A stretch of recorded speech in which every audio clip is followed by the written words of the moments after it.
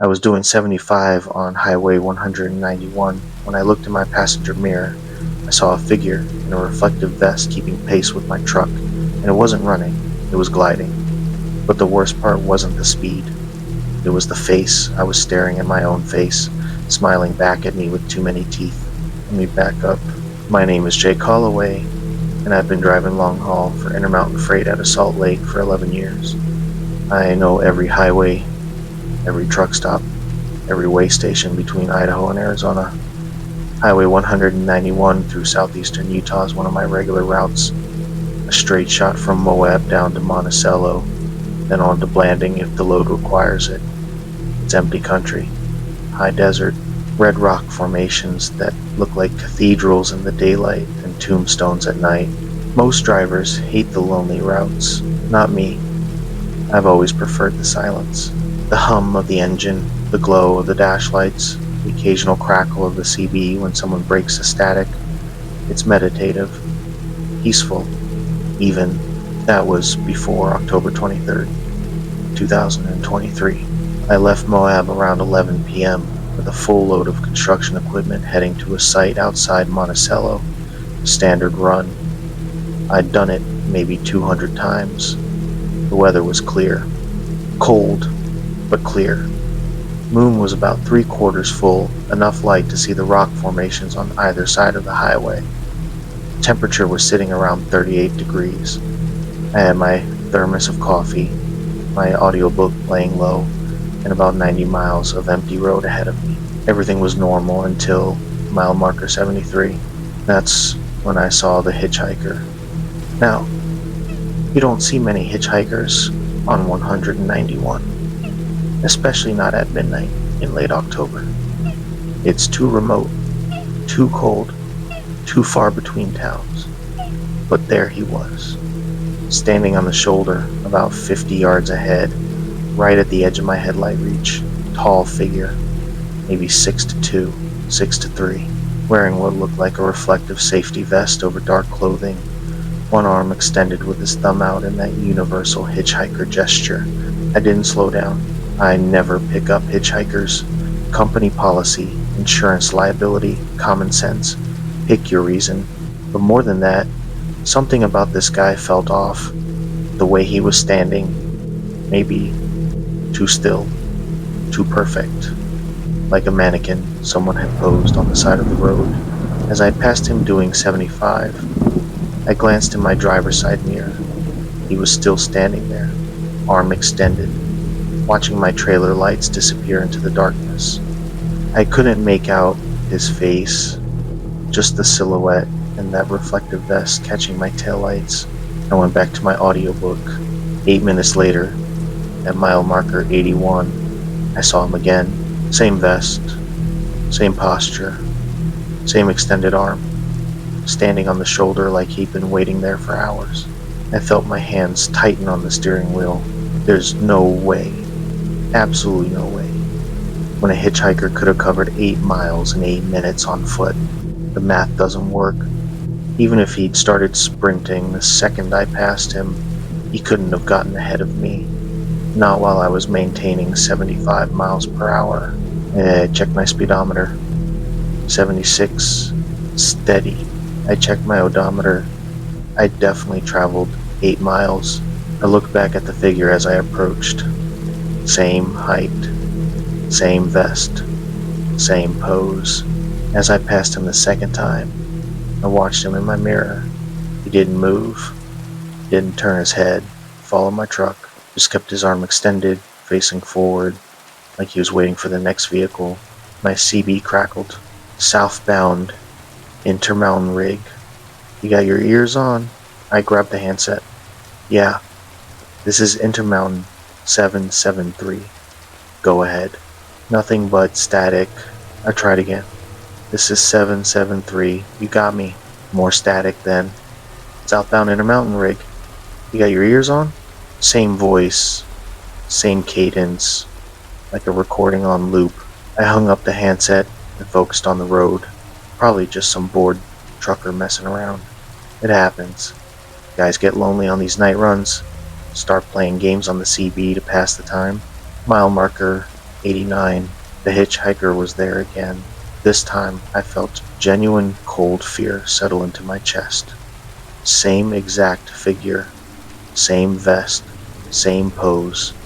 I'd covered another 8 miles in another 8 minutes, maintaining speed the entire time, and somehow this guy had gotten ahead of me again. I grabbed my phone from the cup holder. No service. Not unusual out here. There are dead zones all through this stretch of 191, but the timing felt wrong. As I approached the figure, I slowed down to 60. I don't know why. Maybe I wanted a better look. Maybe some part of me needed to confirm what I was seeing was real. The headlights hit him full on. That's when I saw the vest wasn't a vest at all. It was skin, or something like skin, that caught light the way a reflector does. It covered his torso in patches, irregular and wet looking, like someone had peeled strips of reflective tape and stuck them to bare muscle. His arm was extended, but it was too long. The elbow joint was in the wrong place. Or there were two elbow joints. I couldn't tell in the split second I had to process it. And his face, I didn't get a good look. Just an impression of something pale and smooth, like clay that hadn't been fully sculpted yet. No details, no definition. Just a blank surface that seemed to turn toward my truck as I passed. I punched the accelerator. The engine roared. My speedometer climbed. 80, 85, 90. I don't usually push a loaded rig that hard, but I needed distance. I needed to put miles between me and whatever that thing was standing on the shoulder. My CB crackled again. Jake. You got your ears on, Jake. My blood went ice cold. I hadn't identified myself by name on the radio. I'd only used my truck number. Jake. This is Jake. You got your ears on. It was my voice. Not similar. Not close. Exact. Every inflection. Every slight rasp from years of coffee and cigarettes. Every characteristic quirk of my speech pattern. I was hearing myself talk through the CB static. I ripped the handset off the dash and threw it onto the passenger seat.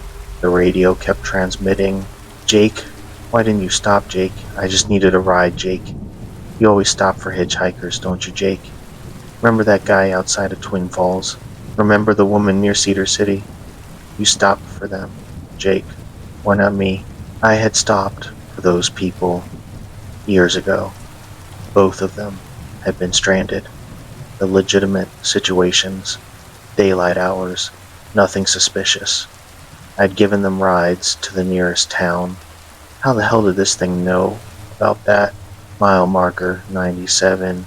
I saw him in my passenger side mirror, not on the shoulder, not ahead of me, running alongside my truck.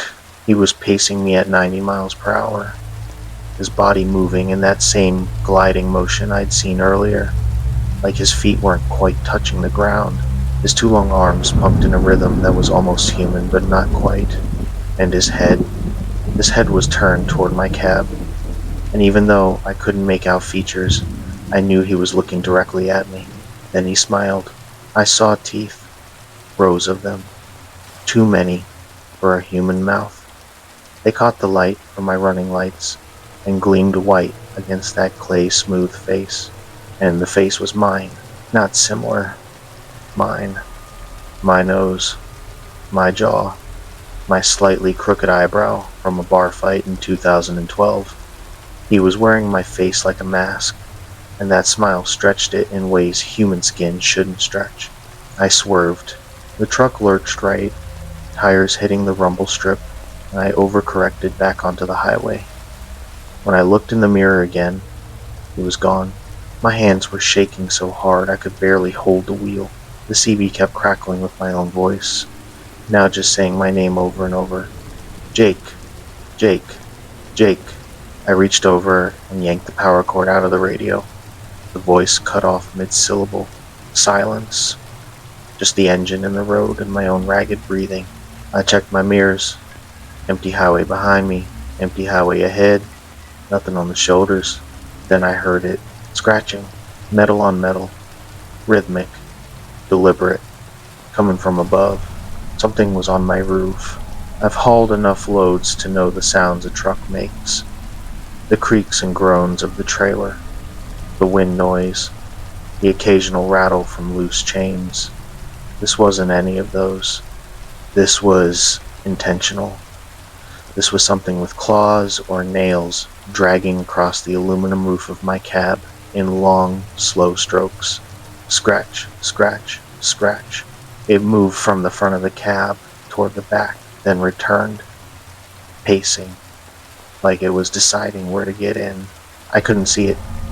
My mirror showed nothing above the cab line, but I could hear it.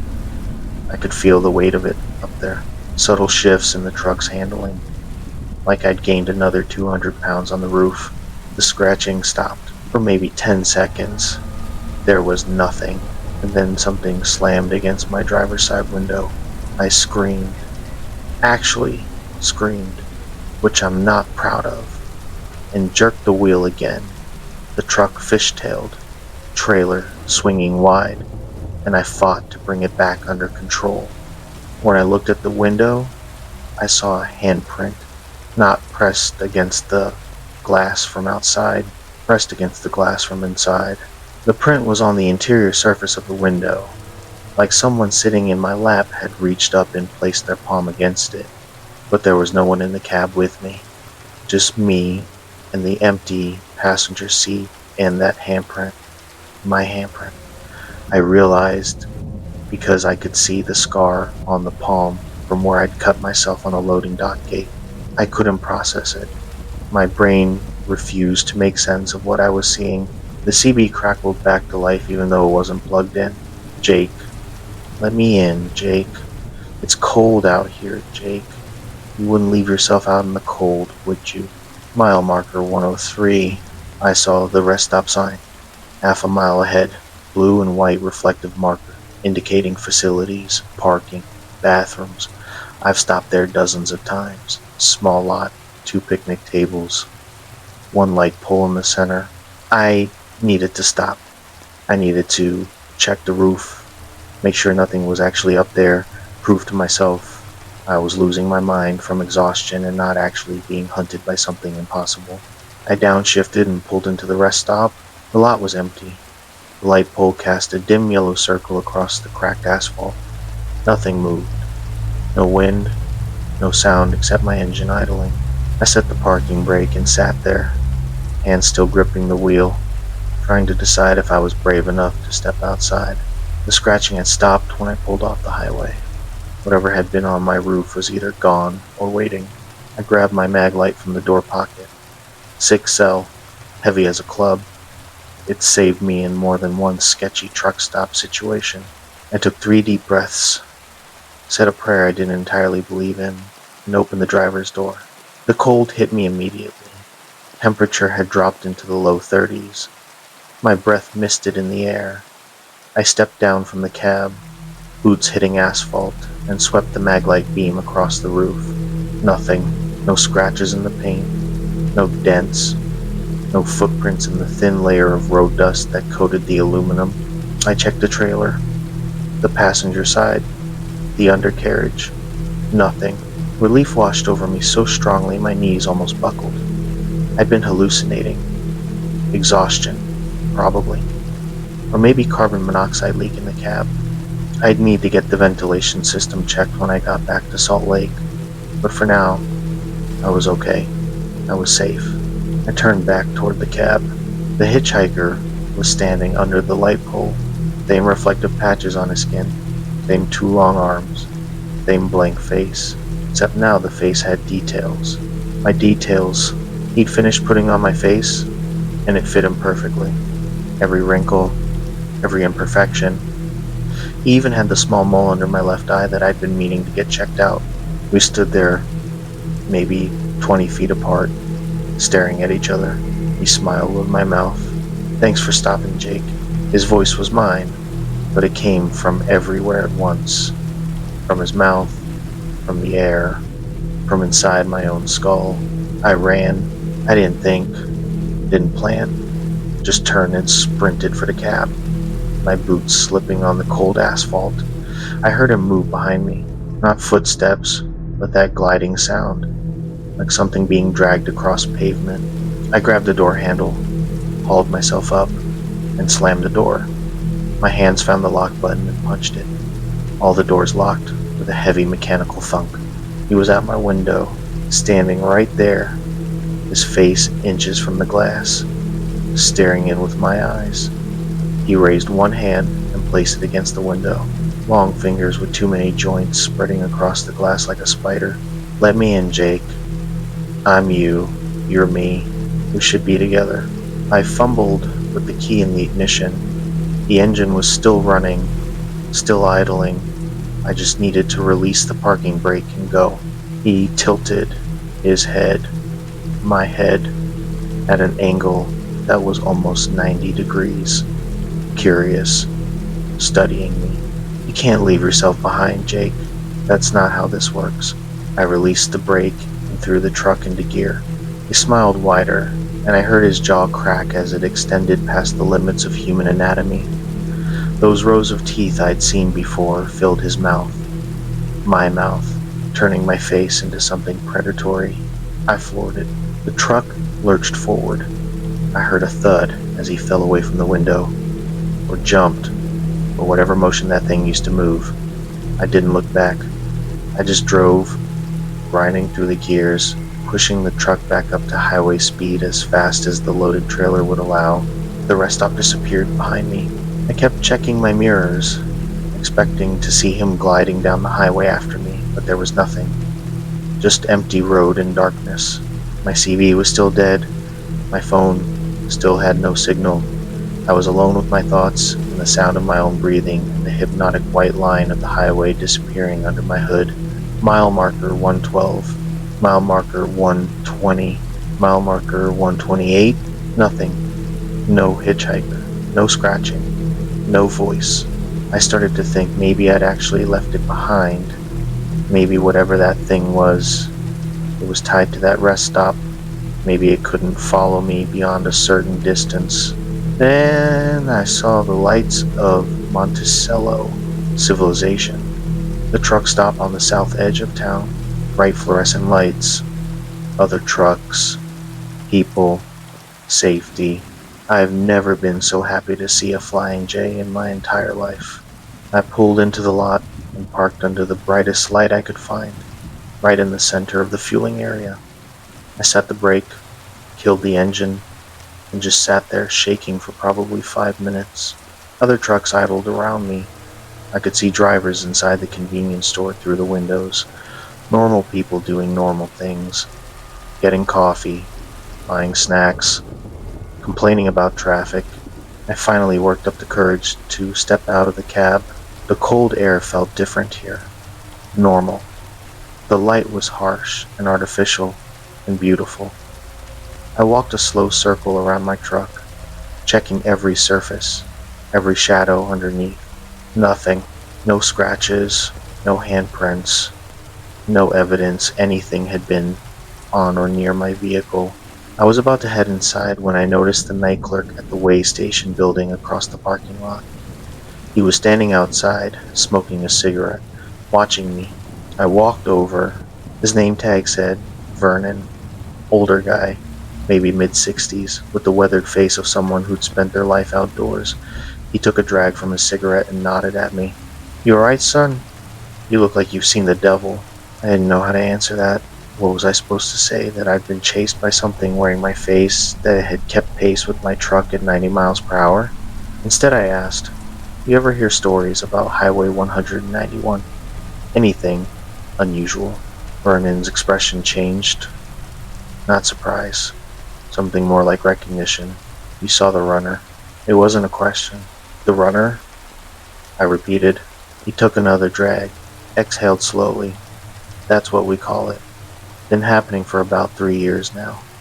Started in 2020, near as we can figure. Drivers report seeing a hitchhiker that shows up multiple times in one trip, always between Moab and here, always at night, always wearing something reflective." My mouth went dry. "What is it?" Vernon shrugged. Hell if I know.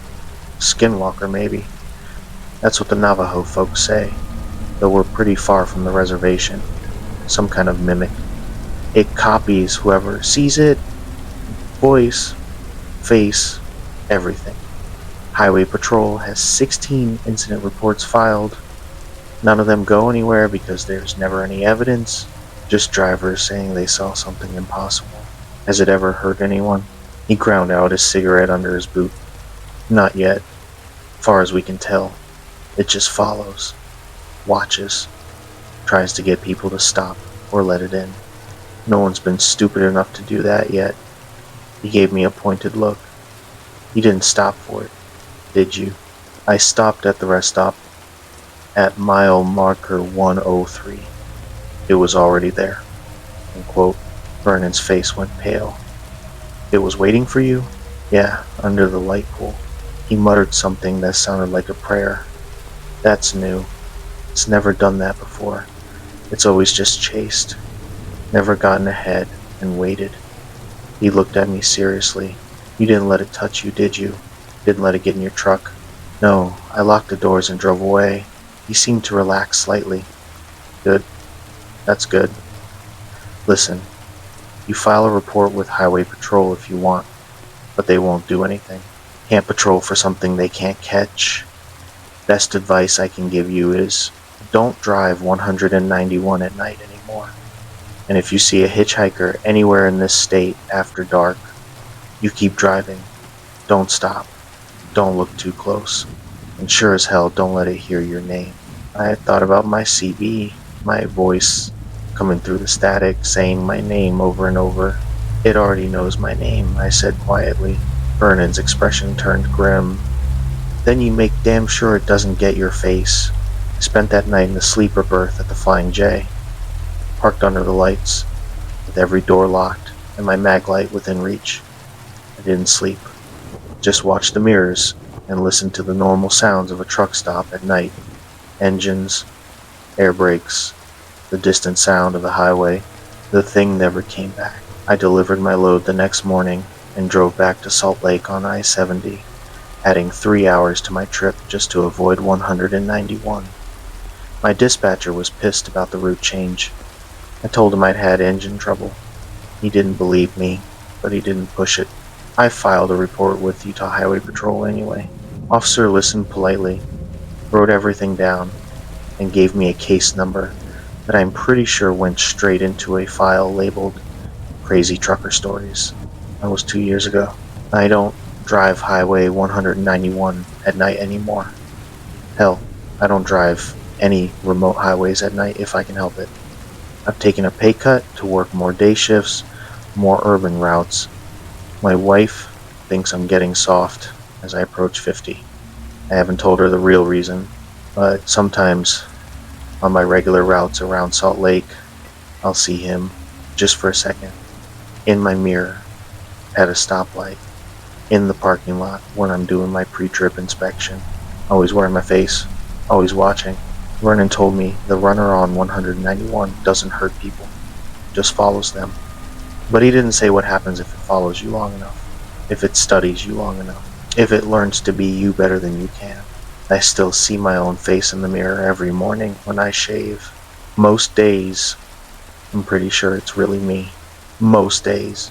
If you drive Highway 191 between Moab and Monticello, especially at night, and you see a hitchhiker in something reflective, don't stop, don't slow down, don't look too close, and whatever you do, don't let it hear your name, because once it knows who you are, it starts learning how to be you, and eventually it'll do a better job of it than you ever could. If you've got strange stories from the road, or you've seen something on Highway 191 that didn't make sense, drop a comment below. Stay safe out there. And if you found this useful, hit that subscribe button. There are more things on these highways than most people realize, and the more we share what we've seen, the better chance we all have of making it home. Keep your doors locked and your lights on. They say the Uinta Basin is the most isolated place in Utah. That's a lie. When I heard my own voice calling out coordinates From across the canyon, I knew the wilderness wasn't empty. Something had been following me for days, and it had finally learned how to talk. Let me start from the beginning. My name is Travis Kendrick, and I'm a cadastral surveyor for the Bureau of Land Management out of the Vernal Field Office. That's a fancy way of saying I walk around remote public lands with GPS equipment and surveying tools, marking property boundaries for mineral leases, grazing permits, and land transfers. It's solitary work, technical, requires attention to detail and a tolerance for being alone in the backcountry for days at a time. I've been doing this for 8 years. I know the Uinta Basin better than most people know their own neighborhoods. I've walked canyons that don't have names on any map. I've set boundary markers in places where the only footprints in the dirt are from deer and elk. I've spent nights in my truck on two-track roads so remote that my GPS loses satellite connection.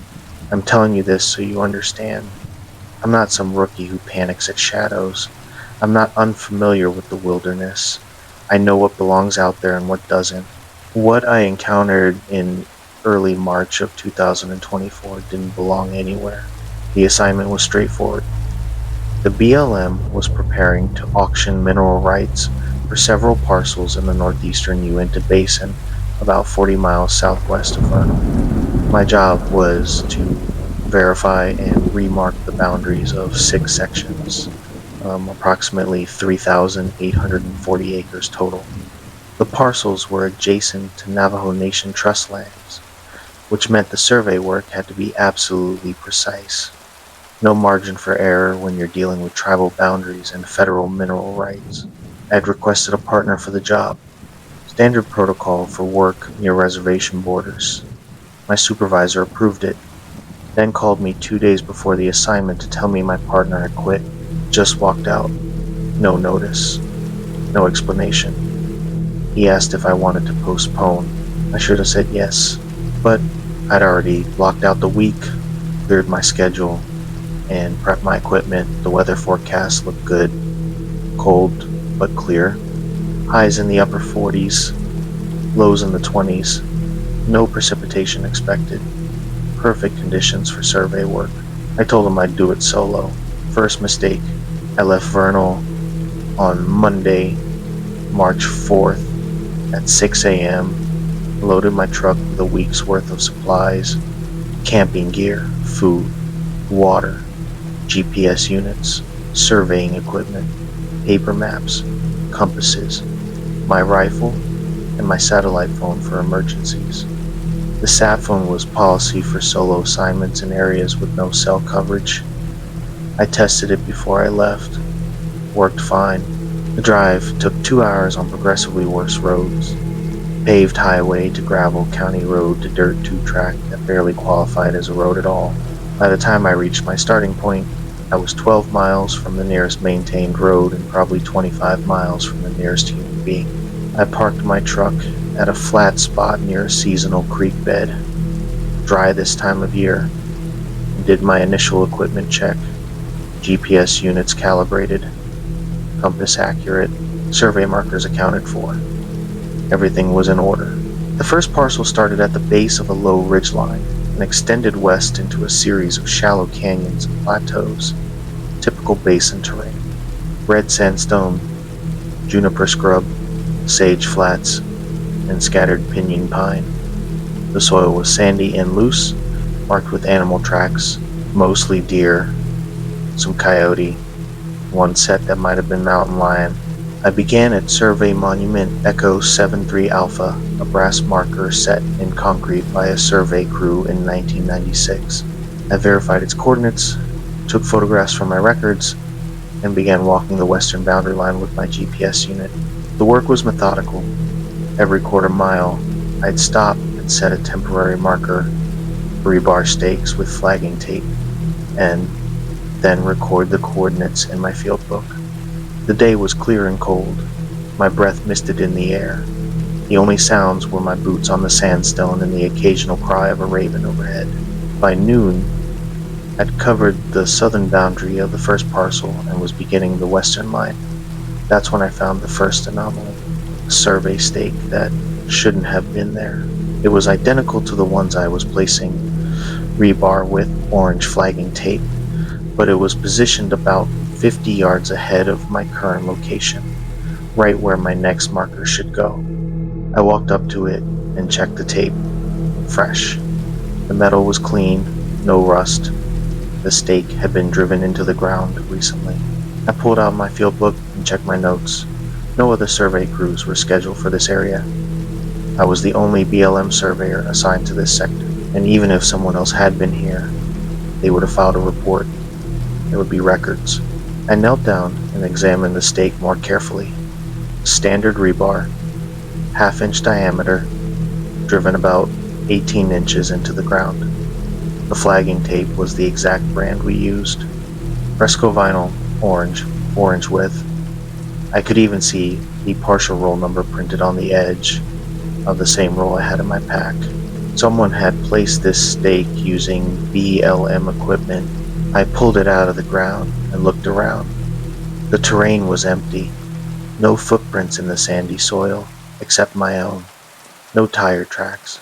No sign anyone had been here. I tried the satellite phone. It took a moment to acquire signal, then connected, and I called the Vernal office and got my supervisor, Bill Marchetti. Bill, this is Travis. I'm at the western boundary of Parcel 1. I've got a situation. What kind of situation? Someone's already placed survey markers out here. Recent. Within the last few days, maybe. There was a pause. That's not possible. You're the only surveyor assigned to that area. No one else has been out there. Well, someone has. The stakes are identical to ours. Same rebar, same flagging tape, same placement method. Another pause, longer this time. Could be old markers from a previous survey. These are fresh, Bill. The metal's clean. The tape isn't faded. These were placed within the last week. I heard him typing on his computer. I'm looking at the records now. Last survey in that area was 2019, 5 years ago. And those markers would have degraded by now. The tape would be shredded, the stakes rusted. These aren't degraded. They look brand new. Okay, could be poachers or grazing permittees marking something for their own use. Just pull them if they're not official BLM monuments and continue your survey. Already pulled this one. Good. Document it in your report. If you find more, pull those too. Probably just someone who didn't know better. I thanked him, ended the call, and continued working. Over the next 3 hours, I found 4 more stakes. Each one was positioned exactly where my next marker should go, as if someone had walked my survey route ahead of me and placed the stakes in advance. Each one was fresh. Each one used identical materials to what I carried. By the time I made camp that evening, I'd pulled 7 unauthorized stakes and marked the correct positions with my own. I set up my tent near my truck, built a small fire, and ate a freeze-dried meal while reviewing my field notes. The unauthorized stakes bothered me more than they should have. It wasn't just that someone had been there before me, it was the precision, the knowledge of exactly where the boundary markers needed to go. That information required either access to BLM survey records or professional level surveying equipment and expertise. And if someone with that level of knowledge was marking boundaries in this area, why? There was nothing out here worth stealing. No water rights, no structures, no improvements, just empty bureau land scheduled for mineral lease. I tried to push the thoughts away and focus on my notes. The fire crackled. The temperature dropped into the low 20s. I added more wood and watched the flames while the stars came out overhead. That's when I heard it. A voice. Distant. Coming from the direction I'd be surveying tomorrow. At first, I thought it was just wind, or an animal, but then I heard it again, clearer this time. 91.37 mark. My blood went cold. That was my voice, my cadence, my exact phrasing. I call out coordinates like that when I'm working alone. Saying them aloud helps me stay focused and catch errors. Where I wasn't working, I was sitting by my fire, 50 yards from the canyon rim. I stood up and walked toward the sound. The canyon dropped away about 70 feet into a dry wash with scattered boulders and juniper. The moonlight was bright enough to see the basic terrain, but details were lost in shadow. 40.85 mark. The voice came from across the canyon, maybe a quarter mile away. Definitely my voice. Definitely survey coordinates. I shouted across the gap. Hey, who's out there? Silence. Just wind and the distant call of an owl. I tried again. This is BLM land. Identify yourself. Nothing. I stood there for maybe 5 minutes, listening. The voice didn't come back. Eventually, I returned to my fire and tried to rationalize what I'd heard. Maybe it was echo. Sound does strange things in canyon country. Maybe I'd called out those coordinates earlier and the sound had bounced around the rock formations, creating a delayed echo. Except I hadn't called out any coordinates that evening. I'd been reviewing written notes, not conducting survey work. I sat by the fire until it burned down to coals, then crawled into my tent with my rifle within reach. I didn't sleep well. Every sound made me tense. The rustle of my tent in the wind, the crack of cooling rocks, the distant yips of coyotes, and twice I heard my voice calling out coordinates from somewhere in the darkness. Tuesday morning, I started work on the second parcel at first light. I was exhausted, running on bad sleep and too much coffee, but the weather was still good and I wanted to make progress. The second parcel was more difficult terrain, a series of stepped plateaus separated by shallow canyons. I had to scramble down cliff faces and navigate around boulder fields. The GPS signal was inconsistent in the canyons, requiring me to use traditional surveying techniques with my compass and measuring tape. I found 3 more unauthorized stakes by 10 a.m. Each one was positioned exactly where it should be. Each one was fresh. And now I noticed something else. Each stake had been driven into the ground at the exact same angle and depth as the ones I placed. Not just close, identical, like someone had been studying my technique and replicating it perfectly. I was pulling the 4th stake when I noticed the footprints. They were in a patch of sandy soil between 2 rocks. Blueprints. Size 11, same as mine. The tread pattern was familiar. I looked down at my own boots. Identical. Same brand, same wear pattern, same everything. I was looking at my own footprints in a place I hadn't walked yet. My hands started shaking. I stood up and looked around, suddenly very aware of how alone I was. The nearest person was probably 25 miles away. The nearest help even farther. My sat phone was in my pack, but who would I call? What would I even say? I took photographs of the prints and continued working. What else could I do? I had a job to complete. I had coordinates to mark and boundaries to verify. Turning back because of some footprints seemed irrational, but I couldn't shake the feeling I was being watched. The day progressed. I marked boundaries, pulled unauthorized stakes, and tried to ignore the growing sense of wrongness. By mid-afternoon, I'd completed the second parcel and started on the third. That's when I saw him. I was setting a marker on a small plateau when I looked up and saw a figure standing about 200 yards away, near the edge of a cliff.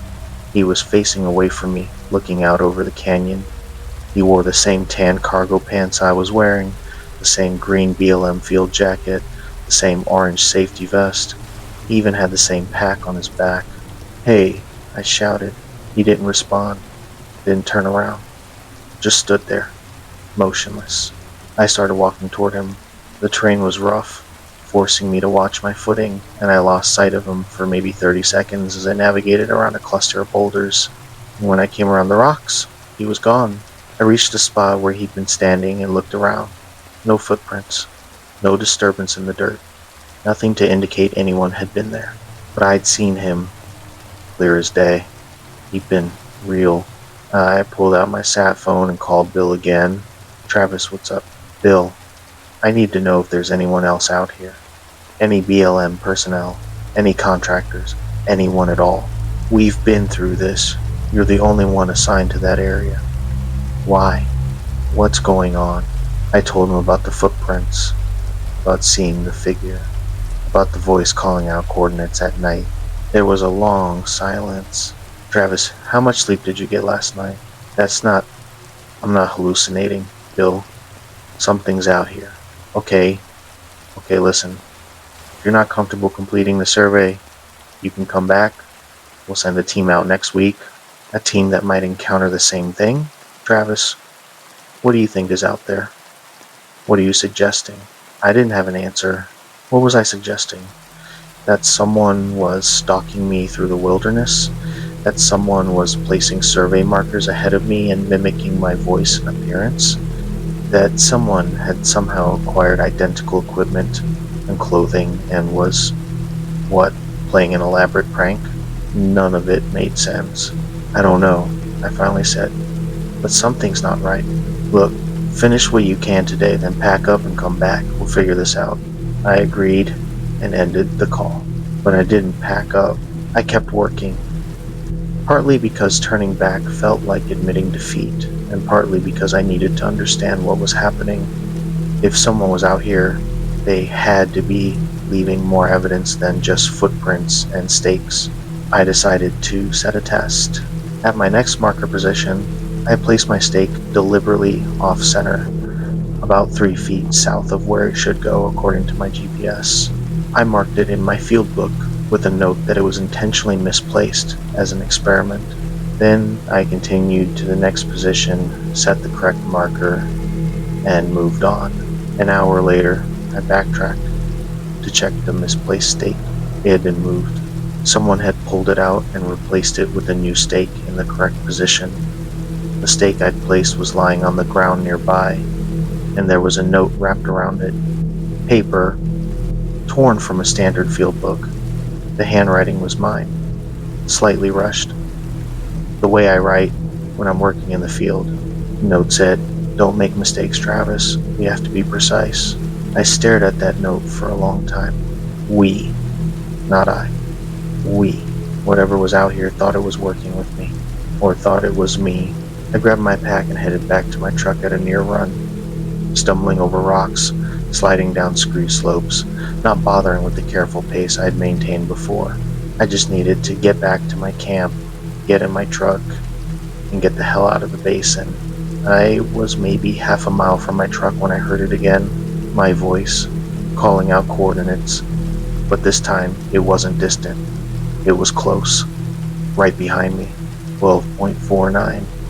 Mark. I spun around. Nothing. Empty plateau. Scattered juniper. Red sandstone. Travis. My name. In my voice. Coming from everywhere. And nowhere. Travis, where are you going? We're not finished. I ran. My pack bounced against my back. Equipment rattling. My breath came in ragged gasps. I could see my truck in the distance, parked near the dry creek bed where I'd left it.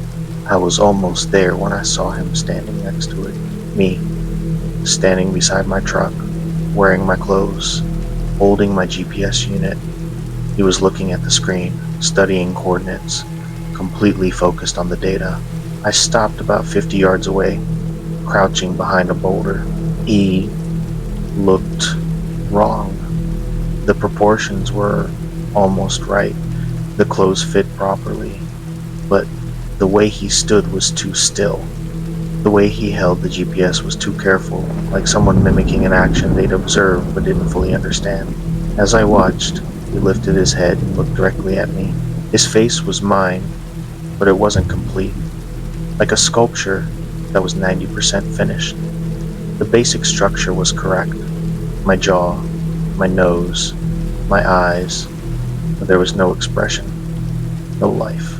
Just a blank copy of my face staring across the distance. He smiled, not a natural smile, a learned one, like he'd watched me smile and was reproducing the muscle movements without understanding the emotion behind it. "There you are, Travis," he said in my voice. "I've been waiting. We have 2 more parcels to survey." I stayed behind the boulder, my hand instinctively moving to the rifle I'd left in my truck. Stupid. The rifle was in my truck, and my truck was next to that thing. "Who are you?" I called out. He tilted his head, puzzled. "I'm Travis Kendrick. BLM surveyor, who are you? No, what are you? The smile widened slightly. I'm you. We're the same. We have work to complete. You're not me. I'm doing your job. I'm wearing your clothes. I'm speaking with your voice. I'm marking your boundaries. How am I not you? I didn't have an answer for that. At least not one that made sense. He took a step toward me. His movement was smoother now, more natural. He was learning, adapting, getting better at being human with every passing moment. We should finish the survey, he said. The BLM is expecting accurate data. We can't disappoint Bill Marchetti. He's counting on us. Stay away from me. But Travis, we're partners now. You requested a partner. I'm here. I can help you finish the work. Another step closer. His boots made the right sound on the sandstone. His clothes moved naturally in the wind. If I'd seen him from a distance, I would have thought he was human. But up close, there were details. His eyes didn't blink often enough. His breathing was slightly too regular. And when he smiled, I could see there were too many teeth behind my lips.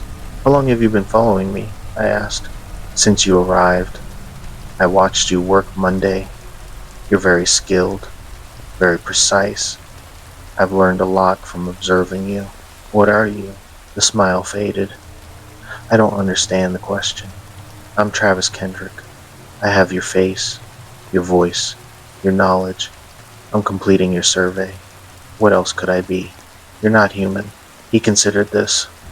No, not originally, but I'm becoming more human every day. By the time we finish this survey, you won't be able to tell the difference between us.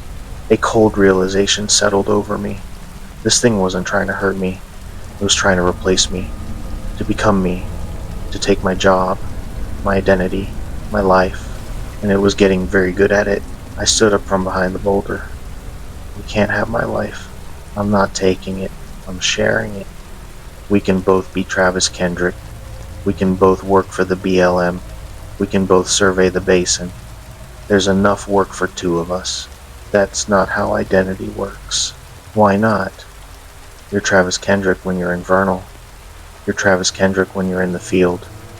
You're Travis Kendrick when you're alone and when you're with others. You exist in many places and contexts. Why can't I exist as Travis Kendrick too? I didn't have a philosophical answer for that. I just knew it was wrong. Knew that whatever this thing was, it couldn't be allowed to leave the basin wearing my face. But how do you stop something that's learning to be you? I'm leaving, I said. I'm going back to Vernal. You can finish the survey yourself if you want the data. You can't leave. Your truck won't start. I felt my stomach drop. What did you do? I removed the distributor cap. Just a precaution. I need you to stay and teach me more. I'm still learning. There are gaps in my knowledge, behaviors I haven't mastered. Need more time. He reached into his pocket, my pocket, and pulled out a small mechanical component, the distributor cap from my truck. He held it up so I could see it. Teach me, Travis. Help me become you. Then we can both leave. I looked at my truck, disabled and useless. I looked at the thing wearing my face. I looked at the wilderness around me, miles of empty terrain in every direction, and I made a decision. Okay, I said, I'll teach you. But first, we need to finish the boundary markers for Parcel 3. It's getting dark. We should work fast. The thing's face brightened with my expression of relief. Yes. Good. Efficient. That's very Travis of you. We walked back toward the survey area. Him slightly ahead, me following. I watched the way he moved. Still not quite right. Still too careful. Still missing the unconscious habits that make human movement natural. We reached the plateau where I'd been working. He pulled out a GPS unit or my spare from the truck and checked the coordinates. Next marker should be 92 meters northwest, he said, heading 290 degrees. That's correct. You learn fast. I've been practicing. I've been setting markers ahead of your route all week. Did you like them? Were they precise enough? They were perfect. We walked to the next position. The canyon dropped away on our left, a 70-foot fall to the rocky floor below. The thing moved confidently, comfortable with the terrain now. He'd been watching me navigate these cliffs for 2 days. "Here," I said, stopping at the cliff edge. "The boundary corner is just at the edge. We need to set the marker right there for the survey to be accurate." He moved to the spot I indicated, pulling a stake from his pack. He knelt down, positioned the stake, and raised the small sledgehammer we used to drive rebar into the ground. I was behind him in 2 steps.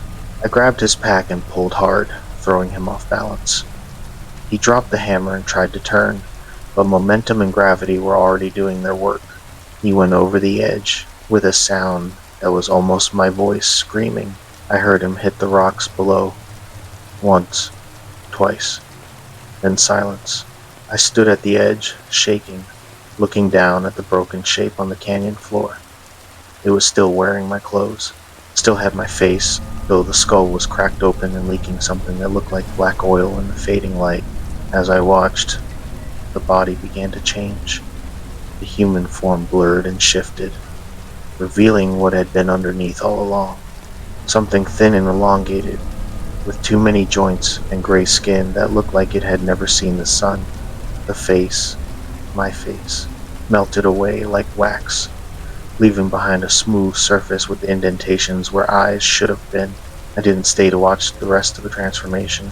I climbed down the cliff face using a route I knew was safe, retrieved the distributor cap from the thing's pocket without looking at it too closely, and returned to my truck. It took me 20 minutes to reinstall the cap with shaking hands. The engine started on the first try.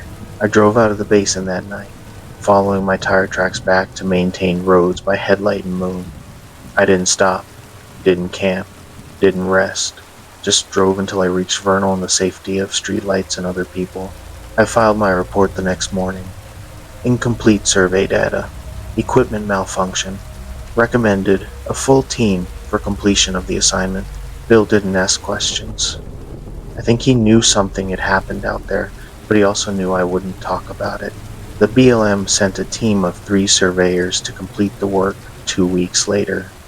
They found all my markers. They found the additional stakes I'd pulled. They found footprints, multiple sets, in several locations. They didn't find any body at the bottom of that canyon, just a dark stain on the rocks and some scraps of fabric that might have been clothing. The mineral lease auction went forward. 6 parcels, 3,840 acres, accurately surveyed and marked. I still work for the BLM. I still survey remote lands, but I don't work alone anymore. I always request a partner, and if they can't provide one, I decline the assignment. Because I learned something in the Uinta Basin that I wish I didn't know. Some places aren't empty just because there are no people there. Some places are empty because whatever lives there has learned it's easier to be human than to be itself. In the most isolated place in Utah, it's not the basin. It's not the wilderness. It's the space between what you are and what something else is learning to become. If you're a surveyor, or you work alone in remote places, learn this. If you find evidence of your own work in places you haven't been yet, leave immediately. If you hear your own voice in the wilderness, don't answer. If you see yourself in the distance, turn around and don't look back. Because there are things in the empty places that learn by watching, and once they've learned enough to be you, they don't need the original anymore. If this story resonated with you, or if you've experienced something similar in remote places, share it in the comments. The more we talk about what's out there, the better prepared we all are. And if you want more stories from the wilderness, hit that subscribe button. Stay safe out there. And remember, if you're alone in the backcountry and you see yourself walking toward you, one of you isn't real. Make sure it's not you who disappears. I was sent to a condemned trading post in the middle of the desert for an emergency propane delivery. The customer who signed the receipt knew my entire route. He looked exactly like a normal man should, except for one problem. It was noon in the desert, and he didn't cast a shadow. I knew immediately I wasn't here to deliver gas. I was here to deliver myself.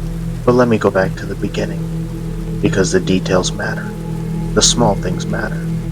They're what kept me alive. My name is Kyle Brennan, and I've been driving propane delivery for Southwest Gas Services out of Blanding, Utah for 6 years. It's honest work, reliable. I service a route that covers about 300 square miles of southeastern Utah, from the edge of the Navajo Nation to the scattered ranches and trading posts that dot the high desert. Most of my customers are repeat business, ranchers, small store owners, families living off-grid who need propane for heat and cooking. I know my route like I know my own face in the mirror. Every dirt road, every cattle guard, every landmark I've delivered to the same addresses so many times, I could probably drive there blindfolded. That's why what happened on August 15th, 2023 made no sense from the very start. It was a Tuesday, hot, temperature was pushing 103 degrees by 10 a.m., and the forecast said it would hit 108 by mid-afternoon, typical August in the high desert. The kind of heat that makes the air shimmer and turns metal too hot to touch with bare hands. I'd started my route at 7 a.m., working my way south from Blanding toward the smaller communities near the Arizona border. Standard deliveries, a ranch outside Montezuma Creek, a trading post near Aneth, a couple of off-grid homesteads that needed their tanks topped off before the summer heat stressed their systems too much. I was finishing up my fourth delivery of the day, a ranch house about 20 miles west of the Arizona line, when my dispatch radio crackled. "Kyle, you got your ears on?" I recognized the voice. Sarah Campos, our dispatcher, been with the company for 15 years, knows the route territory better than most of the drivers. "Yeah, Sarah, I'm here. Just finished the Peterson Ranch." "What's up?" "Got an emergency delivery request that just came in. Customer needs a fill at a trading post near Oljato. You're the closest driver." I frowned. I knew most of the trading posts in that area. There were maybe 4 or 5 still operating, and I serviced 3 of them regularly. "Which trading post?" "I don't remember anyone near Oljato on my regular route." I heard papers shuffling. "Red Mesa trading post. Customer says they're completely out. Kitchen and heating both down. They need it today." "Sarah, I don't know any Red Mesa trading post." "You sure about that location?" "That's what the customer gave me." "Hold on, I've got coordinates." She read off a GPS position. I punched it into my truck's navigation system. The coordinates put it about 38 miles south-southeast of my current position, deep into the reservation border area. The route would take me down Highway 163 and off onto progressively smaller roads until I was basically on unmarked dirt tracks. "Sarah, that's pretty far out. You sure this is legit? Not someone pranking the dispatch line?" Customer had our account codes. Kyle knew the pricing structure, knew the delivery protocols, said he'd been a customer for 8 years. Everything checked out. "What's the customer name?" More paper shuffling. "Brennan. Kyle Brennan." My blood went cold. "Say that again." "Customer name is Kyle Brennan. Same as..." "Wait, that's your name? That's weird. Must be a coincidence? Maybe a relative?" "I don't have relatives in Utah. My family's all back in Colorado. No cousins, no uncles, no distant connections that would share my exact name and be running a trading post in the middle of Navajo Nation territory." "Sarah, something's not right about this." "I know it's strange, but the customer was very insistent. Said it was an emergency. Said you specifically would know where to find the place. Quote, Kyle knows the route. He's been here before. I've never been there before. I've never even heard of Red Mesa Trading Post." There was a long pause on the radio. "Kyle, I don't know what to tell you. The call came in on our business line. The person had legitimate account information. They knew your route schedule. They knew you'd be in the area today. If this is some kind of prank, it's an elaborate one." I sat in my truck with the engine idling, staring at the GPS coordinates on my screen. Every instinct I had was screaming at me to decline the delivery, to tell Sarah this was too weird, too wrong, and that someone else could handle it. But I'm not the kind of person who ignores emergencies. If someone really was out of propane in this heat, especially if they had elderly family or children, it could be dangerous. Heat stroke is no joke. And if they needed propane for medical equipment, oxygen concentrators, refrigerated medications, the situation could be life-threatening. Alright, I said, I'll check it out. But if I get there and something feels off, I'm calling it in and leaving. Copy that. Be safe, Kyle. Check in when you're done.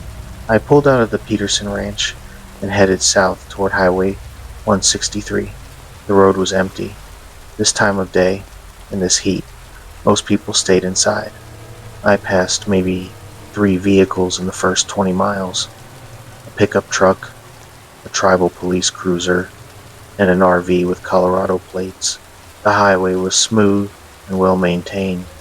It wasn't until I turned off onto the smaller county road that things started to feel wrong. The road quality deteriorated fast. Paved surface gave way to gravel, then to dirt, then to something that was barely more than 2 ruts in the red sand. My truck bounced over rocks and washboard sections. Dust plumes rose behind me, coating everything in a fine red powder. The landscape was desolate. Scrubland and sage, scattered rock formations, the occasional dead juniper, no houses, no power lines, no signs of human habitation at all.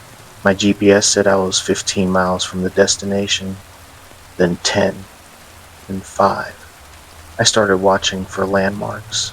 Anything that would indicate a trading post was nearby. Usually, you can see them from a distance. The buildings, the signs, the vehicles parked outside. Trading posts are community hubs. They're never completely isolated, but I saw nothing. At 2 miles out, I crested a small rise and finally spotted it. A cluster of buildings in a shallow valley, maybe 4 structures total. One larger building that looked like it might be the main trading post. 2 smaller outbuildings. One structure that might have been a house or living quarters. But something was immediately wrong. There were no vehicles, no signs, no power lines running to the buildings, no solar panels, no propane tanks visible outside, which was strange for a place requesting an emergency delivery. I slowed my truck to a crawl and approached carefully. The buildings looked old, adobe and wood construction, the kind you see in historical photos from the 1920s and 30s. The larger building had a covered porch and what might have been a gas pump out front, though it was so old and faded I couldn't tell if it was functional. I stopped my truck about 50 yards from the main building and sat there, engine idling, studying the scene. The hair on the back of my neck was standing up. Every survival instinct I possessed was telling me to turn around and leave. But there were fresh tire tracks in the dirt. Recent. Maybe from this morning. Someone had been here. I grabbed my radio. Sarah? You there? Static. Sarah, this is Kyle. I'm at the coordinates you gave me. Place looks abandoned. I'm not seeing any. The radio crackled with interference, then cut out completely. I checked the power. Still on, but no signal. That was unusual, but not impossible out here. Deep valleys and rock formations could block radio signals. I tried my cell phone. No service. Not surprising. I sat there for another minute, debating, and then I saw movement. Someone had stepped out onto the porch of the main building. A man, average height, average build. He was wearing work clothes, jeans, a button-up shirt, work boots. He raised one hand in a wave, then pointed toward the side of the building. That's where I saw the propane tank. It was tucked against the building in the shade, a standard 1,000-gallon tank painted white. It looked new, well maintained, not at all like it belonged with these old, decrepit buildings. The man waved again, gesturing for me to pull around to the tank. I put my truck in gear and drove closer. As I did, I got a better look at the buildings. They weren't just old, they were condemned. I could see official notices posted on the doors, faded orange papers with government seals. The windows were broken. The roof of one outbuilding had partially collapsed. This place had been abandoned for years, maybe decades. So why was there a man standing on the porch? Why was there a brand new propane tank? Why had someone called for a delivery? I pulled my truck up next to the tank and put it in park. The man was walking toward me now, smiling, friendly, normal. He looked like 1,000 other customers I'd delivered to over the years. I rolled down my window as he approached. "Kyle Brennan?" he called out. "That's me. You, the one who called for the delivery?" "Sure am. Sorry for the emergency call, but we're completely dry here. Been out since yesterday. Kitchen's down and we've got food spoiling in the fridge."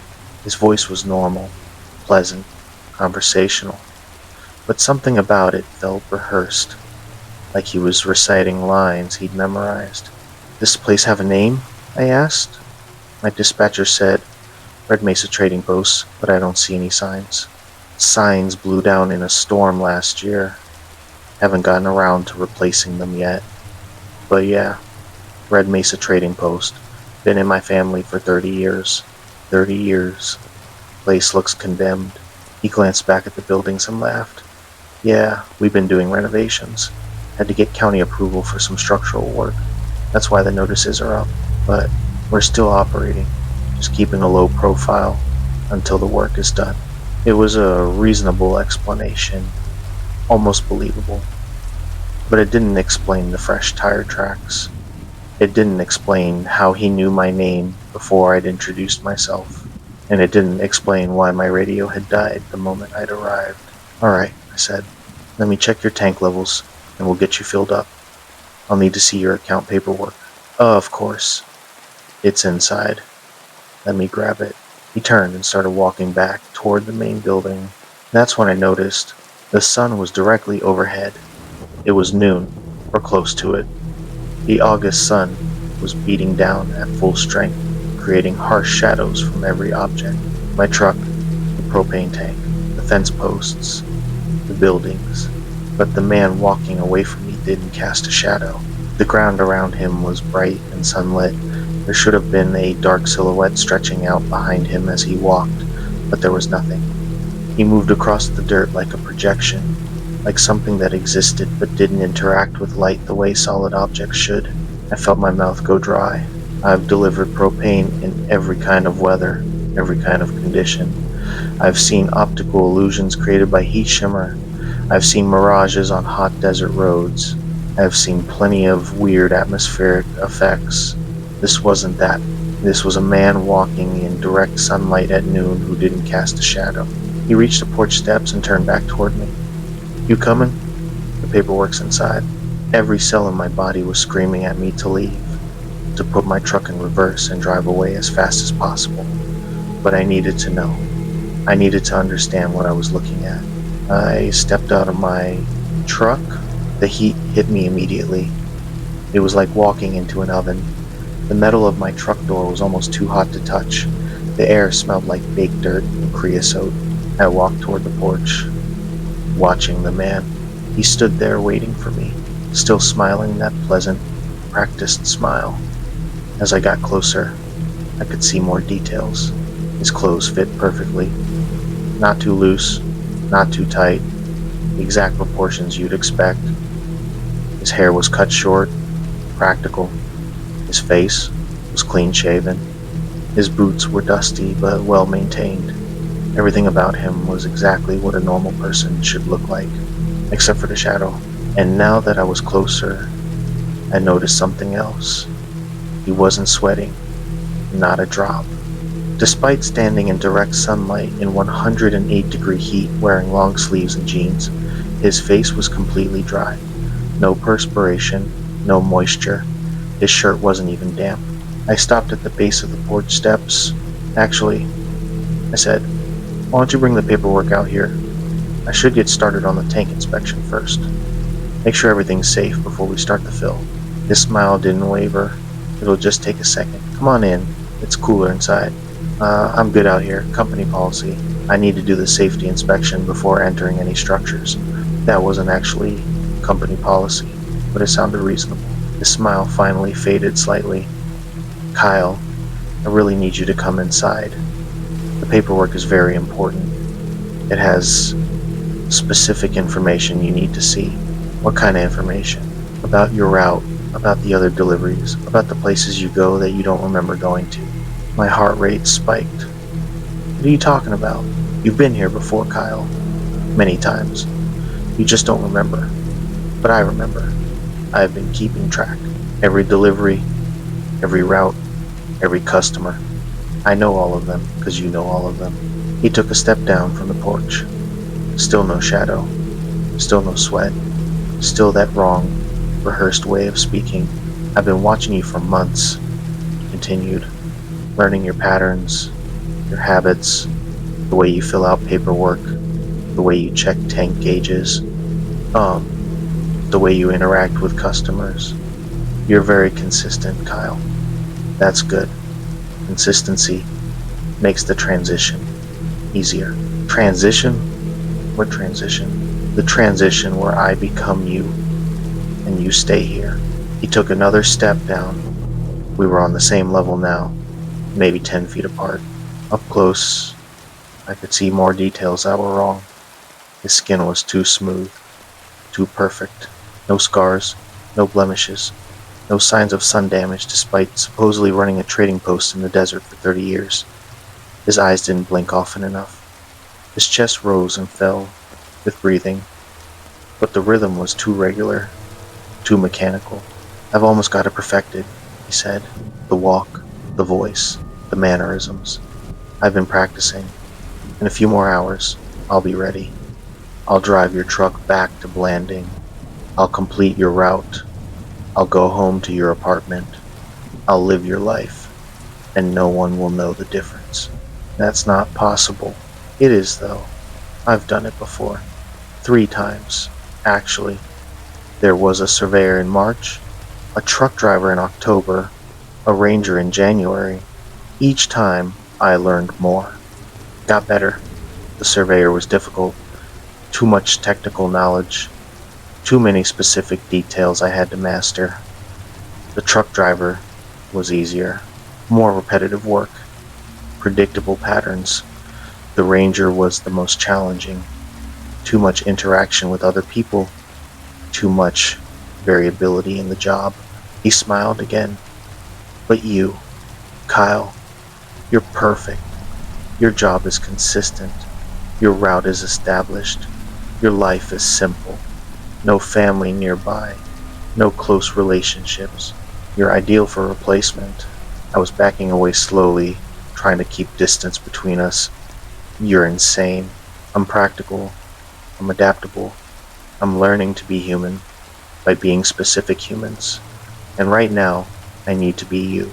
He reached into his pocket and pulled out a set of keys. My keys. The ones that had been in my truck's ignition. I took these while you were checking the tank. You won't need them anymore. But don't worry. You can stay here. The trading post has everything you need. Food, water, shelter. You'll be comfortable. Well, until the heat gets too intense. Then it might be unpleasant. But that's not my problem. That'll be the old Kyle's problem. I'll be the new Kyle. The better Kyle. I turned and ran for my truck. I heard him behind me, but he wasn't chasing, just walking, confident, because he had my keys and I didn't. I reached my truck and yanked on the door handle. Locked. I'd locked it out of habit when I'd stepped out, looking for these. He held up the keys, dangling them. I looked around frantically. The other buildings, the outbuildings. Maybe one of them had a back door, a window, somewhere I could hide or find another way out. You can't run, Kyle. We're 38 miles from the nearest paved road. You don't have water. You don't have food. The heat will get you in a few hours, or the dehydration, or you'll get turned around and walk in circles until you collapse. The desert doesn't care about your survival instincts. He was right. I knew he was right. Without water, without shelter, without transportation, I wouldn't last until nightfall. But I had one advantage he didn't know about. I knew propane. I moved quickly, circling around the front of my truck toward the propane tank against the building. He followed, still calm, still confident. "What are you doing, Kyle?" I didn't answer. I was checking the tank connections, my hands moving automatically through procedures I'd done thousands of times. The tank was full, almost completely full. That didn't make sense if they'd called for an emergency delivery because they were out. Because they weren't out. Because this was never about propane. The tank had a standard valve and gauge setup. I checked the pressure. Maximum. Someone had filled this tank recently and sealed it tight. "Step away from the tank, Kyle." I ignored him. I was looking at the relief valve, the safety mechanism designed to release pressure if the tank got too hot or too pressurized. And I was looking at the propane delivery hose still connected to my truck.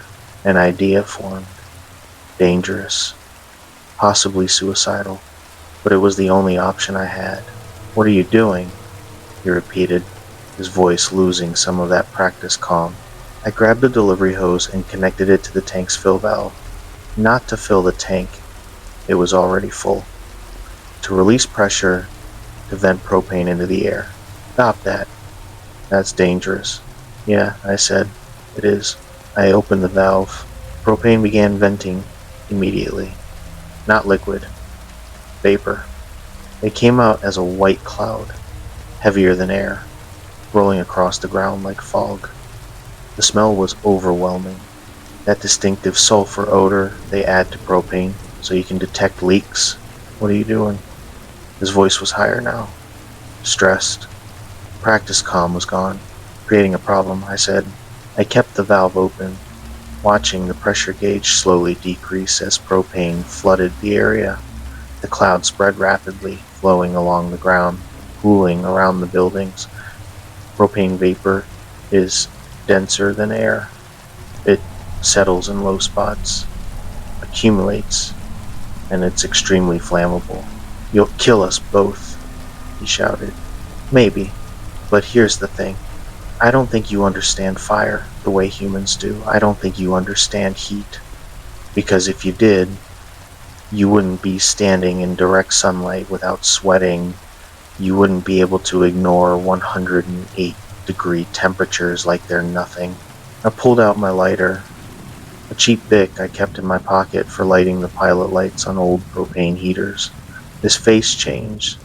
The practiced expressions fell away, revealing something underneath. Something that didn't quite understand human fear but was beginning to comprehend danger. "If you light that, the entire area will ignite. The buildings, the tank, your truck, everything." "I know. But here's what I'm betting on. I think fire will hurt you a lot more than it'll hurt me. I think whatever you are, you're not built for high temperatures. That's why you're near the trading post, near the shade. That's why you wanted me to come inside, out of the sun. You're wrong." "Am I? Then why aren't you sweating? Why don't you have a shadow? What are you really?" He didn't answer. He just stared at me with eyes that were starting to look less human. The proportions were shifting slightly. The color was wrong. There was something behind the eyes that didn't belong. "Last chance," I said. "Give me my keys. Let me drive away.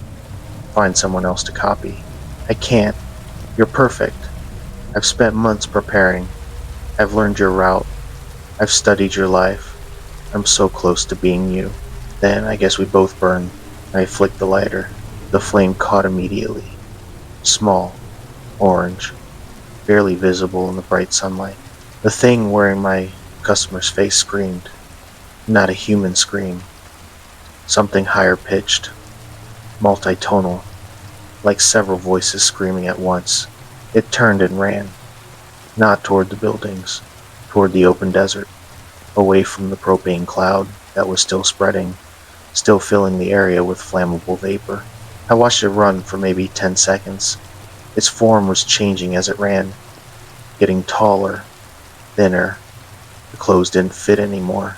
The human shape was falling apart, revealing something underneath that was all wrong proportions and strange angles, and then I dropped the lighter. The propane ignited with a soft whump sound. Not an explosion, more like a wave of ignition spreading across the ground wherever the vapor had accumulated. Blue flames raced along the ground, following the propane cloud, creating a wall of fire that spread in every direction. I ran for my truck. The heat was immediate and intense. The flames were between me and the thing, but they were also spreading toward the buildings and my vehicle. I reached the driver's side door and tried the handle. Still locked. The keys were where? The thing had been holding them.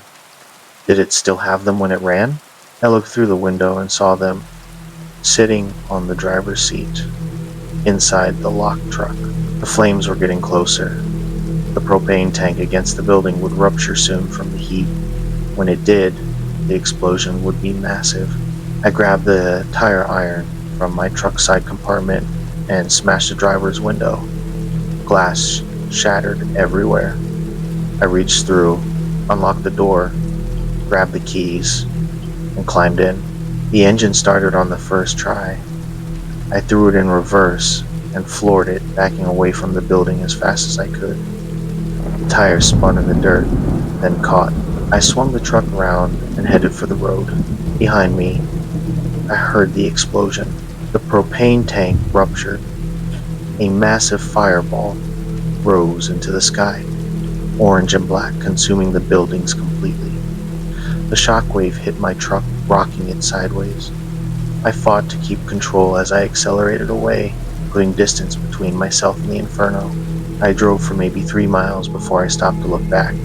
The column of smoke was visible from miles away, black and thick, rising straight up in the still desert air. My radio crackled back to life. Kyle, are you there? What's your status? Sarah's voice, stressed, concerned. I grabbed the handset. I'm here. I'm okay. But we've got a situation. There's been an explosion at the coordinates you gave me. The trading post. There was an accident. Propane tank rupture. The whole place is on fire. Jesus, are you hurt? No, I'm fine. But, Sarah, that place wasn't a real trading post. It was condemned, abandoned. Someone set this up. Someone knew my route. Someone called you pretending to be me. There was a long pause. Kyle, that doesn't make any sense. I know, but I'm telling you what happened. The person I met there, they weren't normal. They knew things they shouldn't know. They had information about my route, my schedule, my entire life, and they said they were going to replace me. Another pause. Kyle, have you been drinking? Are you dehydrated? This heat can cause hallucinations. I'm not hallucinating. Check your records. Check the call that came in this morning. The voice, the account information. Someone copied my identity to lure me out here. All right. Listen, I'm calling fire and rescue for that location. I'm also sending tribal police. You need to wait there until they arrive, okay? Don't try to drive back yet. You might be in shock. I'm not in shock, Sarah. Kyle, you just told me someone tried to steal your identity and replace you. That's not a normal thing to report. Just wait for emergency services. Okay? I agreed and ended the call. But I didn't wait. I drove north toward Blanding on those dirt roads, bouncing and sliding, pushing my truck faster than was safe. I needed to get back to civilization, to people, to places where things made sense. It took me 90 minutes to reach Blanding. By the time I pulled into the Southwest Gas Services yard, there were fire trucks and police vehicles everywhere. Apparently, the smoke from the explosion had been visible for miles, and emergency services had responded even before Sarah's call. I was met by tribal police, county sheriff, and a very concerned Sarah who insisted I go to the hospital for evaluation. I refused. I just wanted to go home, to my apartment, to lock the door and try to process what had happened. They questioned me for 3 hours. I told them everything: the strange delivery call, the condemned trading post, the man with no shadow, the things he'd said, the fire. They listened politely, took notes, exchanged glances that said they thought I was suffering from heat exposure or mental breakdown. The fire investigator's report came back a week later. The site had been a condemned trading post called Red Mesa Trading Post. It had been shut down in 2008 for health code violations and structural problems. It had been abandoned ever since. The propane tank found at the site had been reported stolen from a supply depot in Cortez, Colorado 3 months earlier. No human remains were found at the site. No footprints other than mine. No evidence anyone else had been there at all. The official ruling was accidental explosion due to a propane leak and my negligence in creating an ignition source. I was suspended for 2 weeks without pay and required to undergo additional safety training. Sarah apologized for giving me bad information. The call log showed the delivery request had come from our business line, but the recording was corrupted. She couldn't verify who had actually called or what they'd said. The account information had been legitimate. My account information pulled from our database somehow. Southwest Gas Services added additional security protocols to prevent identity theft and false delivery requests. I went back to work after my suspension. Same route, same customers, same roads. But I never received another delivery request for Red Mesa Trading Post, and I never saw the man with no shadow again. Not directly, anyway, but sometimes when I'm making deliveries in remote areas, I'll see him in my peripheral vision, standing in the distance, watching, learning, still trying to perfect the imitation. I check my shadow now, every day, multiple times. In the morning when I leave my apartment, at noon when I stop for lunch, in the evening when I get home. I check to make sure it's there, to make sure it's the right shape, to make sure I'm still me, because I learned something in that desert that I wish I didn't know. There are things that want to be human, things that study us, copy us, learn to mimic us so perfectly that even we can't tell the difference. They watch from the empty places. They learn our patterns, our routes, our lives. They wait for the right moment, the right opportunity, and sometimes they call you out to the middle of nowhere to complete the process. I think about the thing's words sometimes, about the surveyor in March, the truck driver in October, the ranger in January. 3 people who disappeared or died under mysterious circumstances in southeastern Utah in the past year. 3 people whose deaths were never fully explained. I think about how it said I was perfect. Simple life, consistent patterns, easy to replace. I think about how close I came to being the 4th. Now I vary my route, change my patterns, drive different roads. I avoid emergency calls to unfamiliar locations. I don't work alone in remote areas anymore. Always make sure dispatch knows exactly where I am and when I'll be back. Because that thing is still out there, still watching, still learning.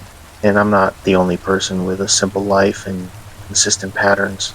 If you work in remote areas, pay attention to the details. Check your shadow. Notice if someone knows too much about you without being told. Watch for people who don't sweat in the heat, who don't cast shadows in direct sunlight, who speak like they're reciting memorized lines. And if you get called to a location you've never heard of by someone who shares your name, don't go, because you're not delivering propane, you're not delivering mail, you're not surveying boundaries or fighting fires or checking power lines. You're delivering yourself. And once you arrive, the thing that called you there doesn't need you anymore. It just needs your life.